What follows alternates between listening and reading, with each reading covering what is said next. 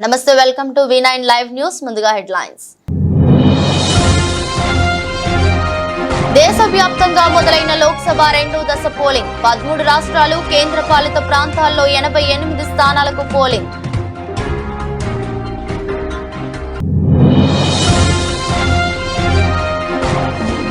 వీవీప్యాట్ల లెక్కింపుపై supreme సంచలన తీర్పు. 100% లెక్కింపు కుదరదని స్పష్టం చేసిన అత్యున్నత న్యాయస్థానం.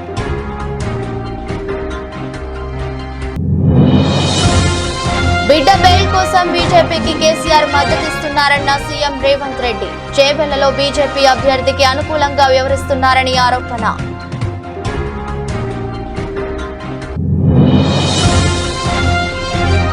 బీజేపీ 10 ఏళ్ల పాలనలో ఏ వర్గానికి న్యాయం జరగలేదని కేసీఆర్ విమర్శ. బీజేపీ నుంచి 4 ఎంపీలుగా గెలిచి ₹1 పనిచేశారా అని ప్రశ్న.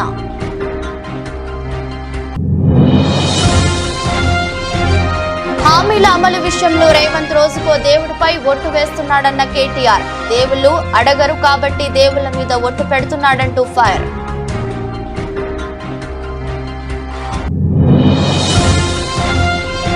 RBI effect. ఒకే రోజు 10,800 కోట్లు నష్టపోయిన ఉదయ్ కోటక్. 13% మేర కుంగుబాటు. ఆ ప్రభావంతో కరిగిన ఉదయ్ కోటక్ సంపద.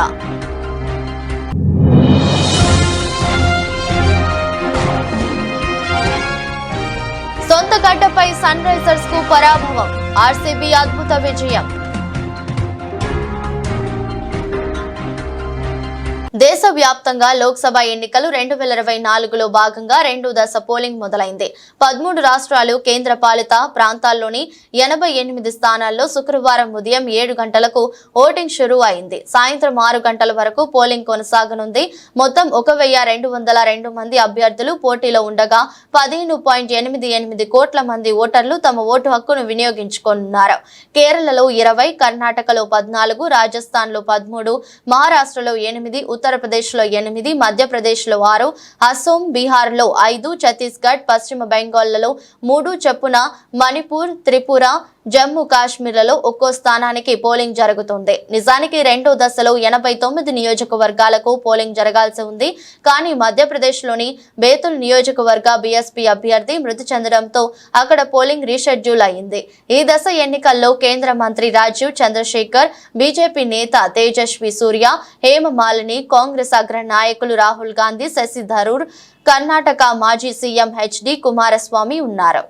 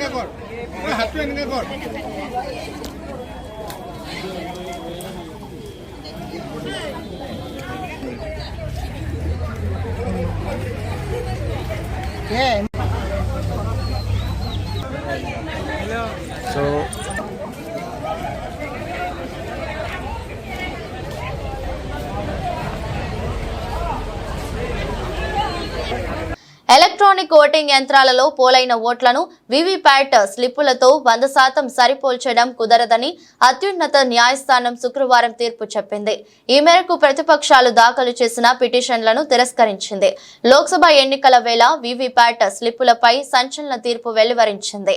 ప్రస్తుతం కొనసాగుతున్న పద్ధతి బాగుందని పేర్కొంటూ జస్టిస్ సంజీవ్ ఖన్నా, జస్టిస్ దీపాంకర్ దత్తాలతో కూడిన ధర్మాసనం ఏకాభిప్రాయంతో 2 తీర్పులు వెలువరించింది. ఈవీఎంలతో పోలింగ్ పోలింగ్ నిర్వహించడంపై అభ్యంతరం వ్యక్తం చేస్తూ పేపర్ బ్యాలెట్ ఓటింగ్ నిర్వహించాలని డిమాండ్ను కూడా సుప్రీం ధర్మాసనం ఈ సందర్భంగా తోసిపుచ్చింది. ప్రతిపక్షాలు సహా పలువురు దాఖలు చేసిన పిటిషన్లపై సుప్రీంకోర్టు విస్తృతంగా విచారణ జరిపింది. ఈ సందర్భంగా ప్రోటోకాల్లు, సాంకేతిక అంశాలపై ఎన్నికల సంఘానికి పలు ప్రశ్నలు సంధించింది. పోలింగ్ నిర్వహణ, ఈవీఎంల పనితీరుపై ఎన్నికల సంఘం నుంచి ధర్మాసనం వివరణ తీసుకుంది. అనంతరం తీర్పును రిజర్వ్ చేసిన ద్విసభ్య ధర్మాసనం తాజాగా తీర్పు వెలువరించింది. అభ్యంతరం వ్యక్తం చేసిన అభ్యర్థి నుంచే దీనికయ్యే ఖర్చును వసూలు చేయాలని, ట్యాంపరింగ్ నిజమని తేలితే ఆ ఖర్చులు తిరిగి ఇవ్వాలని ఆదేశించింది. పేపర్ స్లిప్పులను లెక్కించేందుకు ఎలక్ట్రానిక్ మెషిన్ ను ఉపయోగించాలన్న సూచనతో పాటు పార్టీ గుర్తుతో పాటు పక్కనే బార్ కోడ్ ఏర్పాటు అంశాన్ని పరిశీలించాలని ఎన్నికల సంఘానికి జస్టిస్ కన్నా సూచించారు. తన బిడ్డకు బెయిల్ రావడం కోసం కేసీఆర్ బీజేపీకి మద్దతిస్తున్నారని తెలంగాణ ముఖ్యమంత్రి రేవంత్ రెడ్డి ఆరోపించారు. గురువారం ఆయన రాజేంద్ర నగర్ లో రోడ్ షో నిర్వహించారు. ఈ సందర్భంగా మాట్లాడుతూ చేవెళ్లలో బీఆర్ఎస్ నుంచి కాసాని జ్ఞానేశ్వర్ ముదిరాజ్ ను బరిలోకి దింపినప్పటి వెనుక నుంచి కొండా విశ్వేశ్వరరెడ్డికి మద్దతు ఇస్తున్నారని ఆరోపించారు. కారు తుప్పుపట్టి పోయినందుకే బీఆర్ఎస్ అధినేత కేసీఆర్ ఇప్పుడు బస్సు యాత్ర అంటూ తిరుగుతున్నాడని ఎద్దేవా చేశారు. గత ఏడాది డిసెంబర్ 3న తెలంగాణ ప్రజలు కారును షెడ్డుకు పంపించారని ఎద్దేవా చేశారు. షెడ్డుకు పోయిన కారు తుప్పు పట్టిందని, ఇక అది బయటకు రాదన్నారు. కేసీఆర్ దాదాపు 10 ఏళ్లు ముఖ్యమంత్రిగా ఉన్నాడని, కానీ ఏనాడు ఫామ్ హౌస్ నుంచి బయటకు రాలేదన్నారు. అసెంబ్లీకి రాని కేసీఆర్ టీవీలో కూర్చొని తనకు ఇష్టం వచ్చింది మాట్లాడారని విమర్శించారు. అసలు 4 కోట్ల తెలంగాణ ప్రజల్లో కేసీఆర్ ను నమ్మేవారు ఉన్నారా అని ప్రశ్నించారు. తెలంగాణలో కేసీఆర్, ఢిల్లీలో నరేంద్ర మోదీ 10 ఏళ్లు అధికారంలో ఉన్నారని, కానీ ఇచ్చిన హామీలను మాత్రం నెరవేర్చలేదని విమర్శించారు. ఈ ఎన్నికలు 70 సంవత్సరాలు అమలు చేసిన రిజర్వేషన్లను రద్దు చేయాలని భారతీయ జనతా పార్టీ కంకణం కట్టుకొని ఈ రోజు ఆ ప్రయత్నం చేస్తుంది. భారతీయ జనతా పార్టీ ఈరోజు ఆనాడు ఈస్ట్ ఇండియా కంపెనీ ఏ విధంగా అయితే బ్రిటిష్ వాళ్ళు ఈ దేశంలో సముద్రం పక్కన సంసారం పెట్టుకుంటామని దేశంలోకి వచ్చారు. వ్యాపారం ముసుగులో దేశమంతా విస్తరించారు. భారతదేశాన్ని ఈస్ట్ ఇండియా కంపెనీ ఆక్రమించుకున్నది. బ్రిటిష్ వాళ్ళ చేతులకు ఈ దేశం పోయింది. 100 సంవత్సరాలు ఈ దేశాన్ని పట్టి పీడించి మనల్ని బానిసలుగా మార్చి మనల్ని దోచుకున్న British east India company Surat నుంచే వచ్చింది, గుజరాత్ నుంచే వచ్చింది. మిత్రులారా, ఇవాళ కూడా మళ్ళా అదే సూరత్ నుంచి, అదే గుజరాత్ నుంచి నరేంద్ర మోడీ, అమిత్ షా బయలుదేరిండు. ఈస్ట్ ఇండియా కంపెనీని ఆదర్శంగా తీసుకున్నాడు. ఆనాడు బ్రిటిష్ వాళ్ళు ఉన్నప్పుడు కూడా ఈ దేశంలో రిజర్వేషన్లు లేవు. ఇవాళ ఈస్ట్ ఇండియా కంపెనీ బ్రిటిష్ వాళ్ళని ఆదర్శంగా తీసుకొని రిజర్వేషన్లను రద్దు చేసి ఎస్సీ, ఎస్టీ, ఓబీసీ మైనార్టీలకు అన్యాయం చేయాలని ఇవాళ కంకణం కట్టుకున్నారు. అందుకే మిత్రులారా, మీడియా సోదరులారా, బీజేపీ అంటే భారతీయ జనతా పార్టీ కాదు. బీజేపీ అంటే బ్రిటిష్ జనతా పార్టీ. వాళ్ళ ఎజెండా బ్రిటిష్ వాళ్ళ ఎజెండా. వాళ్ళ ఎజెండా ఈ దేశంలో రిజర్వేషన్లను రద్దు చేసే ఎజెండా. కాంగ్రెస్ ఎజెండా ఈ దేశంలో రిజర్వేషన్లు ఇవ్వాలని. ఏమైందా ఒకసారి చూడండి, అంబులెన్స్కు ఇచ్చేయండి, వాటర్ ఇచ్చేయండి తొందరగా. వాటర్ ఇచ్చేసి అంబులెన్స్ ఉంది కదా అవతల, అంబులెన్స్కు తీసుకెళ్ళండి, అంబులెన్స్కు తీసుకెళ్ళండి.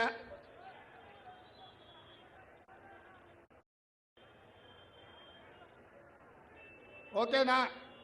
ఎత్తుకోండి, అంబులెన్స్ కాడికి తీసుకోపోండి. పోలీసులు ఏం చేస్తురా చూడండి, అంబులెన్స్కి తీసుకెళ్ళండి.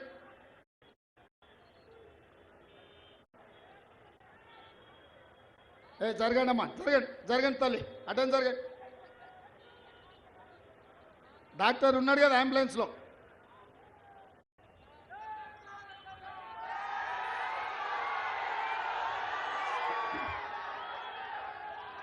మిత్రులారా, బీజేపీ నుంచి గత లోక్సభ ఎన్నికల్లో 4 ఎంపీలు గెలిస్తే ₹1 పని అయినా చేశారా?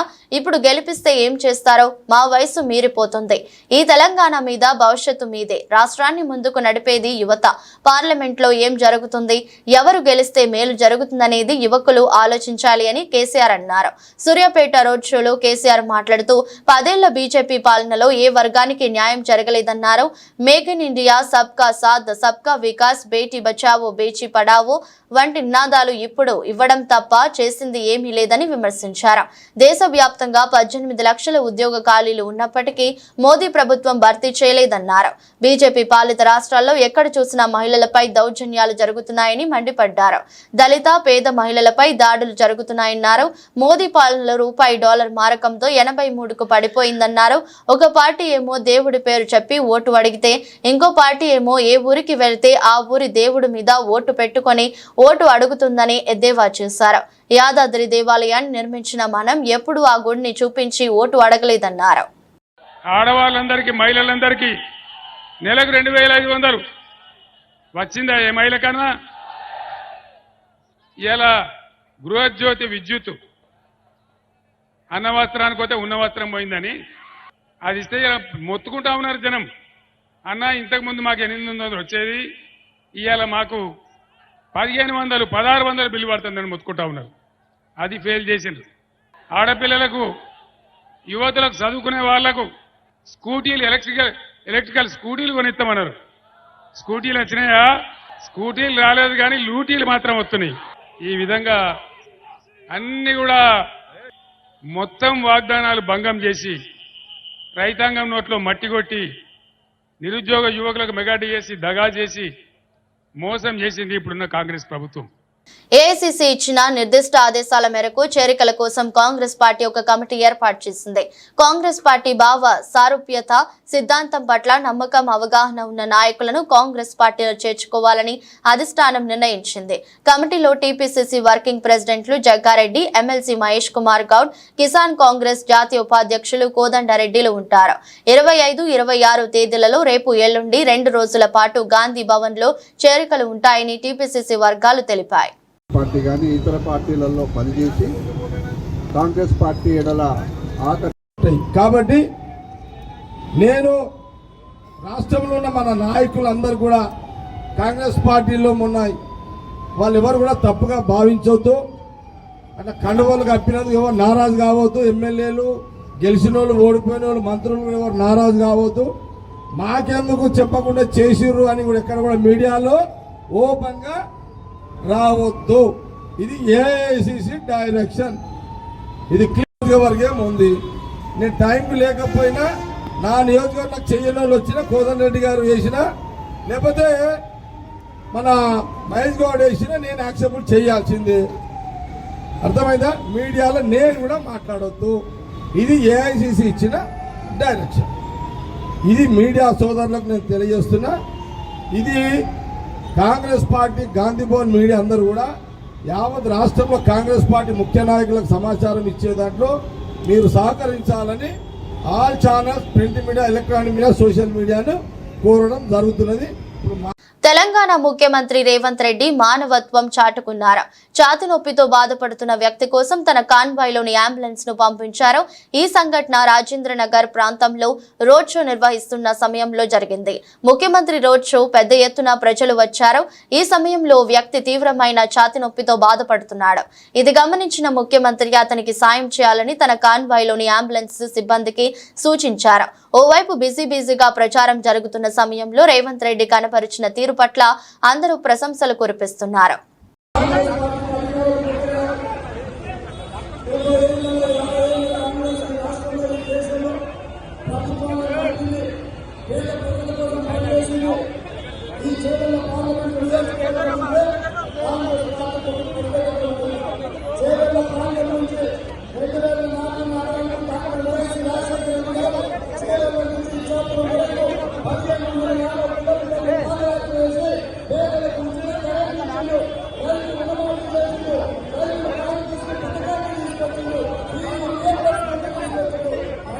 బీఆర్ఎస్ కీలక నేత మాజీ మంత్రి హరీష్ రావు తన రాజీనామా పత్రంతో శుక్రవారం ఉదయం హైదరాబాద్ లోని గన్ పార్క్ కు చేరుకున్నారు. రైతుల రుణమాఫీపై ముఖ్యమంత్రి రేవంత్ రెడ్డిని హరీష్ రావు సవాల్ చేసిన విషయం తెలిసిందే. రైతు రుణమాఫీపై నేతలు ప్రతి సవాళ్లు విసురుకున్నారు. ఆగస్టు 15లోగా రైతుల రుణాలు మాఫీ చేస్తామని ముఖ్యమంత్రి రేవంత్ రెడ్డి హామీ ఇచ్చారు. దీనిపై హరీష్ రావు స్పందిస్తూ ఈ హామీ నిలబెట్టుకుంటే తాను ఎమ్మెల్యే పదవికి రాజీనామా చేస్తానని, రుణమాఫీ చేయకుంటే ముఖ్యమంత్రి పదవికి రాజీనామా చేస్తారా అంటూ ఛాలెంజ్ చేశారు. ఈ ఛాలెంజ్ కు రేవంత్ రెడ్డి కౌంటర్ ఇస్తూ రాజీనామా పత్రం జేబులో పెట్టుకుని తిరగాలంటూ హరీష్ రావుకు సూచించారు. ఈ విషయంపై గన్ పార్క్ వద్ద తేల్చుకుందాం, రాజీనామా లేఖతో రావాలని హరీష్ రావు సీఎం రేవంత్ రెడ్డికి సవాల్ విసిరారు. ఇందులో భాగంగా శుక్రవారం ఉదయం తన రాజీనామా పత్రంతో హరీష్ రావు గన్ పార్క్ కు చేరుకున్నారు. ఆయన వెంట తలసాని శ్రీనివాస్ యాదవ్ కూడా ఉన్నారు. మాజీ మంత్రికి మద్దతుగా భారీ సంఖ్యలో బీఆర్ఎస్ నేతలు గన్ పార్క్ వద్దకు చేరుకుంటున్నారు. దీంతో గన్ పార్క్ వద్ద పెద్ద సంఖ్యలో పోలీసులను మోహరించారు. 6 గ్యారంటీలు 2 లక్షల రుణమాఫీ చేయకపోతే మీ రాజీనామాను గవర్నర్ గారికి ఇవ్వడానికి మీరు సిద్ధంగా ఉన్నారా అని నేను అడుగుతా ఉన్నా. మీరు దేవుడి మీద ప్రమాణం చేసి ఒట్లు పెట్టుకొని బాండ్ పేపర్ల మీద రాసిచ్చిన హామీలు నిజమే అయితే రాజీనామా చేయడానికి ఎందుకు వెనకడుగు వేస్తున్నారు? మీరు రాజీనామాకు ముందుకు రావడం లేదంటే ఈ రాష్ట్ర ప్రజల్ని మరొక్కసారి మీరు మోసం చేస్తున్నట్టే లెక్క. ఒకవేళ మీకు రావడానికి ఇక్కడ ఇబ్బందిగా ఉంటే అమరుల స్తూపం దగ్గర, ఎందుకంటే మీరు ముఖ్యమంత్రి అయిన తర్వాత ఏనాడు ఈ అమరవీరుల స్తూపానికి 2 పూలు పెట్టింది లేదు, శ్రద్ధాంజలి ఘటించిన చరిత్ర మీకు లేదు. ఇది నిజంగా మా దురదృష్టం. అయినా కూడా ఈ ఒకవేళ మీకు రావడానికి ఇబ్బంది ఉంటే మీ పిఏ ద్వారా పంపండి, లేదా మీ స్టాఫ్ ద్వారా పంపండి, మాకు అభ్యంతరం లేదు. కానీ మా ఆశల్లా, మా ప్రయత్నమల్లా ఈ రాష్ట్రంలో ప్రధాన ప్రతిపక్షంగా ప్రజలకిచ్చిన హామీలు అమలు చేయించడమే మా కర్తవ్యం. మాకు ఇక్కడ రాజకీయాల కంటే కూడా పేద ప్రజల ప్రయోజనాలు ముఖ్యం.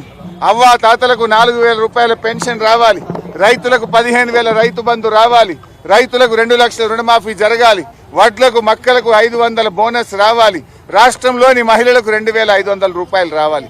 ఇవేమి మేము కొత్తగా అడుగుతున్నాయి కావు, ఇవేమి మా గొంతమ్మ కోరికలు కావు. ఎన్నికల ముందు మీరు కాళ్ళల్లా చేతులల్లా మొక్కి మీరు బాండ్ పేపర్ల మీద రాసిచ్చిన మాటలు. స్వయంగా సోనియా గాంధీ గారు రాష్ట్ర ప్రజలకు లేఖ రాశారు. ఈ 6 గ్యారంటీలను 100 రోజుల్లో అమలు చేయించే బాధ్యత మాది అని స్వయంగా సోనియా గాంధీ గారే రాష్ట్ర ప్రజలకు లేఖ రాశారు. అందువల్ల ఈ రాష్ట్ర ప్రజలకు మీరు ఇచ్చిన హామీలు అమలు చేయమని అడుగుతున్నాం. ముందు బేషరతుగా మీరు క్షమాపణ చెప్పాలి. ఎందుకంటే డిసెంబర్ 9న తొలి సంతకం 6 గ్యారంటీల మీద పెడతామని, రుణమాఫీ మీద పెడతామని మాట తప్పినందుకు ముందు క్షమాపణ చెప్పండి. ఇకనైనా ఆగస్టు 15 అమలు చేస్తే మాకు సంతోషం. నా ఒక్కడికి ఎమ్మెల్యే పదవి కంటే ఈ రాష్ట్రంలో లక్షలాది మంది ప్రజలకు 4,000 ఆసరా పెన్షనో, 4,000 నిరుద్యోగ భృతో, 500 రూపాయలు మహిళలకో, 2 లక్షల రుణమాఫీ జరిగితే నేను సంతోషపడతాను. 5 ఏళ్లు నాకు పదవిలో లేకపోయినా కూడా రాష్ట్ర ప్రజలకు మేలు జరిగితే నాకు అంతకంటే ఆనందం ఇంకోటి ఉండదు. అందువల్ల నేను రాజకీయాలకు అతీతంగా స్వచ్ఛందంగా ముందుకొచ్చాను. నేను స్పీకర్ ఫార్మెట్ లో కూడా నా లెటర్ ఇవ్వడానికి నేను సిద్ధంగా ఉన్నా. ఇవాళ నీ డిమాండ్లను ఇవాళ ఇక్కడ ఉండే జర్నలిస్టుల చేతిలోనే నా రాజీనామా పత్రాన్ని పెట్టి వెళ్తా ఉన్నా. స్పీకర్ ఫార్మెట్ లో రాజీనామా ఆమోదించుకొని పదవికి దూరంగా ఉండడానికి నేను సిద్ధం. కానీ నువ్వు మరి ప్రజలకిచ్చిన మాట నిలబెట్టుకోవాలని కోరుతా ఉన్నా. 6 గ్యారంటీలు 100 రోజుల్లో అమలు చేస్తామని బాండ్ పేపర్ల మీద రాశారు. చట్టబద్ధత తెస్తామని చెప్పారు. మొదటి రోజే సంతకం పెడతామన్నారు. ఇది సోనియా గాంధీ తల్లిగా ఇచ్చే మాట అని చెప్పి రాష్ట్ర ప్రజలకు మీరు హామీ ఇచ్చారు. ఆ హామీలు అమలు చేయాలని మరొక్కసారి నేను కోరుతా ఉన్నా. మీరు రావడం రాకపోవడం మీ విజ్ఞత. ఒకవేళ మీరు రాకపోతే ఇక్కడ అమర స్తూపం దగ్గరికి వస్తే పూలు పెట్టాలని మీకేదైనా బేసిజాలుంటే కనీసం మీ స్టాఫ్ ద్వారానైనా మీ రిజిగ్నేషన్ లెటర్ పెట్టండి. నేను ఇక్కడ ఉండే జర్నలిస్టులకే నా రాజీనామా లేఖ విచ్చిపోతున్నా. మా జర్నలిస్టులే తెలంగాణ ఉద్యమకారులు. తెలంగాణ ఉద్యమంలో మా జర్నలిస్టులు, మేధావులు అద్భుతంగా పోరాడారు. తెలంగాణ సీఎం రేవంత్ రెడ్డిపై బీఆర్ఎస్ వర్కింగ్ ప్రెసిడెంట్ కేటీఆర్ ఆసక్తికర వ్యాఖ్యలు చేశారు. అసెంబ్లీ ఎన్నికల్లో గెలిచి ప్రభుత్వం ఏర్పాటు చేసిన తర్వాత ఇచ్చిన హామీలను నెరవేరుస్తా అని చెప్పిన రేవంత్ ఇప్పుడు రోజుకో దేవుడిపై ఒట్టు వేస్తున్నాడని దుయ్యబట్టారు. దేవుళ్ల మీద ఒట్టు వేయడం ఎందుకు, తన భార్య పిల్లల మీద ఒట్టు వేయడం లేదని మండిపడ్డారు. ఎందుకంటే దేవుళ్లు అడగరని, కాబట్టి దేవుళ్ల మీద ఒట్టు పెడుతున్నాడని ధ్వజమెత్తారు. పార్లమెంట్ ఎన్నికల తర్వాత రేవంత్ మళ్లీ ప్రజలను మోసం చేస్తాడన్నారు. కరీంనగర్ పార్లమెంట్ పరిధిలో ఏర్పాటు చేసిన రోడ్ల షోలో ఆయన ఈ వ్యాఖ్యలు చేశారు. భారత్లో సార్వత్రిక ఎన్నికల కవరేజీకి విదేశీ జర్నలిస్ట్ను కేంద్ర ప్రభుత్వం ఎందుకు అనుమతించలేదన్న పాక్ జర్నలిస్ట్ ప్రశ్నకు అమెరికా విదేశాంగ శాఖ ప్రతినిధి గట్టి షాక్ ఇచ్చారు. ఇది తమ పరిధిలోని అంశం కాదని స్పష్టం చేశారు. దేశంలోకి ఎవరిని అనుమతించాలనేది భారత్ స్వవిషయమని తేల్చి చెప్పారు. తన వీసా విధానంపై భారత్ మాట్లాడుతుంది. ఈ విషయంలో మేము ఎటువంటి అభిప్రాయాలు వ్యక్తపరచలేదము అని విదేశాంగ శాఖ ప్రతినిధి వేదాంత్ పటేల్ స్పష్టం చేశారు. అయితే ప్రజాస్వామ్య పరిరక్షణకు పత్రికా స్వేచ్ఛ కీలకమని వేదాంత్ పటేల్ వ్యాఖ్యానించారు. పత్రికా స్వేచ్ఛ ప్రజాస్వామ్య మనుగడకు కీలకమని అన్ని దేశాలకు మేము చెబుతూ ఉంటాం. అందుకే మేము నిత్యం జర్నలిస్టుల ప్రశ్నలకు సమాధానాలు ఇస్తుంటాం. కానీ ఈ విషయంలో భారత అధికారులు స్పందించడం ఉపయుక్తం అని ఆయన అన్నారు. ఎన్నికల కవరేజీకి తనను అనుమతించలేదంటూ ఆస్ట్రేలియా బ్రాడ్కాస్టింగ్ నెట్వర్క్ జర్నలిస్టు అవని దియాజ్ ఆరోపించిన విషయం తెలిసిందే. తనను దేశాన్ని వీడేలా చేశారని చెప్పి ఆమె ఆస్ట్రేలియా వెళ్లిపోయారు. అయితే ప్రభుత్వ వర్గాలు మాత్రం ఆమె ఆరోపణలను ఖండించాయి అని తప్పుదారి పట్టించేలా ఉన్నాయని అవన్నీ అవాస్తవాలని స్పష్టం చేశాయి. వీసా నిబంధనల్లో వృత్తిపరమైన అంశాలకు సంబంధించి కొన్ని మార్గదర్శకాలను అవని ఉల్లంఘించినట్టు ప్రభుత్వ వర్గాలు తెలిపాయి. ఎన్నికల కవరేజ్ కోసం ఆమె వీసాను పొడిగిస్తామని కూడా భరోసా ఇచ్చినట్టు తెలిపాయి.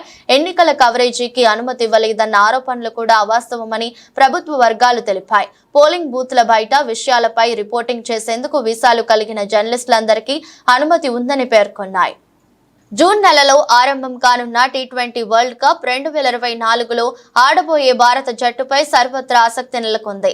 15 మందితో కూడిన ప్రాబబుల్స్ జట్టుని ప్రకటించాల్సిన గడువు మే 1 సమీపిస్తున్న కొద్ది ఉత్కంఠ మరింత పెరుగుతోంది. మాజీ ఆటగాళ్లు రకరకాల అంచనాలు విశ్లేషణలు చేస్తున్నారు. వేర్వేరు ఆటగాళ్లు పేర్లను సూచిస్తూ తమ అభిప్రాయాలను వ్యక్తం చేస్తున్నారు. అమెరికాలో జరగనున్న ఈ మెగా టోర్నమెంట్ కోసం టీమిండియా మాజీ దిగ్గజం వీరేంద్ర సెహ్వాగ్ 11 మందితో కూడిన తన కలల తుది జట్టుని ఎంపిక చేశాడు. సెహ్వాగ్ తుది జట్టు ఇదే: రోహిత్ శర్మ, ఎస్ఎస్వి జైస్వాల్, విరాట్ కోహ్లీ, సూర్యకుమార్ యాదవ్, రిషబ్ పంత్, శవం దుబే, రింకు సింగ్, రవీంద్ర జడేజా, కుల్దీప్ యాదవ్, జస్ప్రీత్ బుమ్రా, మహ్మద్ సిరాజ్, సందీప్ శర్మ. కాగా టీ20 వరల్డ్ కప్ 2024 జట్టు ఎంపికకు గడువు సమీపిస్తున్న నేపథ్యంలో ఈ వారం చివరిలో న్యూఢిల్లీలో కెప్టెన్ రోహిత్ శర్మతో బీసీసీఐ సెలెక్టర్లు చర్చించనున్నారు. జాతీయ మీడియాలో కథనాలు వస్తున్నాయి. బ్యాంకింగ్ ఐటీ వ్యవస్థలో లోపాలు, గత 2 ఏళ్లలో పాలనాపరమైన సమస్యలను గుర్తించామని, ఆన్లైన్ మొబైల్ బ్యాంకింగ్ విధానాల్లో కొత్త కస్టమర్లను చేర్చుకోవద్దంటూ కోటక్ మహీంద్రా బ్యాంక్ పై ఆర్బీఐ బుధవారం విధించిన ఆంక్షలు ఆ బ్యాంక్ ఈక్విటీ షేర్లపై తీవ్ర ప్రభావం చూపుతున్నాయి. గురువారం ఒక్కరోజే ఆ బ్యాంక్ షేర్లు ఏకంగా 13% మేర పతనమయ్యాయి. ఫలితంగా బ్యాంకులో సుమారు 26% వాటా కలిగిన అధినేత ఉదయ్ కోటక్ ఒక రోజులోనే ఏకంగా 10,800 కోట్ల సంపదను నష్టపోయారు. ఆసియాలోని అత్యంత ధనిక బ్యాంకర్ గా ఉదయ్ కోటక్ కు ఆర్బీఐ ఆంక్షల రూపంలో అతిపెద్ద సవాలు ఎదురైంది. ఫలితంగా ఆయన సంపదలో గురువారం భారీ క్షీణతకు దారితీసింది. బ్లూంబెర్గ్ బిలియనీర్స్ సూచీ ప్రకారం గురువారం ఏప్రిల్ 24 ఉదయ్ కోటక్ సంపద $14.4 బిలియన్ నుంచి $1.3 బిలియన్లకు తగ్గింది. మరోవైపు మార్కెట్ క్యాపిటలైజేషన్ పరంగా మార్కెట్ ప్రత్యర్థి యాక్సిస్ బ్యాంక్ లిమిటెడ్ తొలిసారి కోటక్ మహీంద్రా బ్యాంక్ ను అధిగమించింది.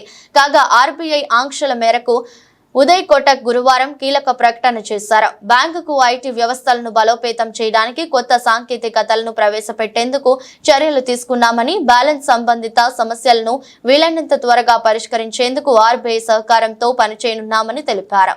ఈ ప్రకటన అనంతరం కంపెనీ షేర్లు కాస్త కోలుకున్నాయి.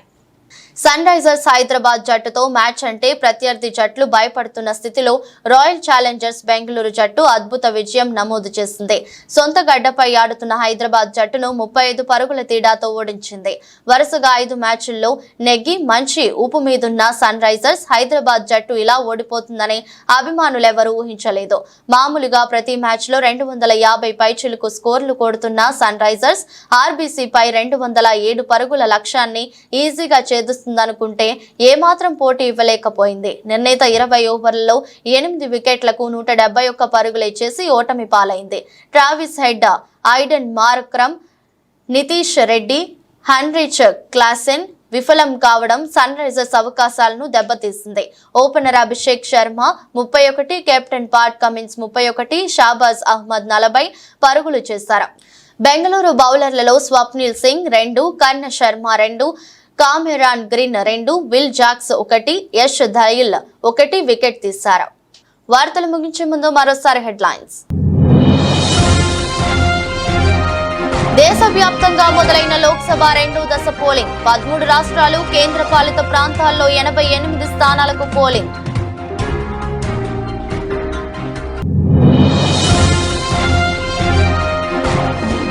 వీవీప్యాట్ల లెక్కింపుపై సుప్రీం సంచలన తీర్పు. 100% లెక్కింపు కుదరదని స్పష్టం చేసిన అత్యున్నత న్యాయస్థానం.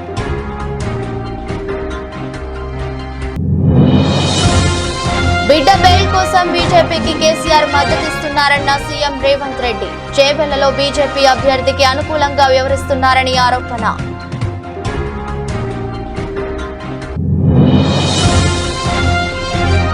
బీజేపీ 10 ఏళ్ల పాలనలో ఏ వర్గానికి న్యాయం జరగలేదని కేసీఆర్ విమర్శ. బీజేపీ నుంచి 4 ఎంపీలుగా గెలిచి ₹1 పనిచేశారా అని ప్రశ్న.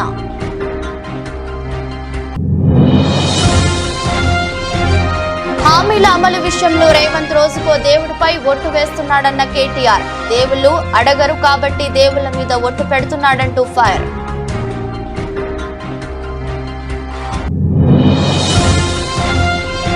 RBI effect. ఒకే రోజు 10,800 కోట్లు నష్టపోయిన ఉదయ్ కోటక్. 13% మేర కుంగుబాటు. ఆ ప్రభావంతో కరిగిన ఉదయ్ కోటక్ సంపద.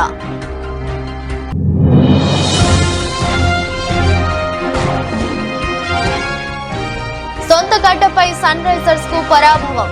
ఆర్సీబీ అద్భుత విజయం. ఇదరోజు బులెటిన్ మరో బులెటిన్లో మళ్ళీ కలుద్దాం. అంతవరకు సెలవు. నమస్కారం.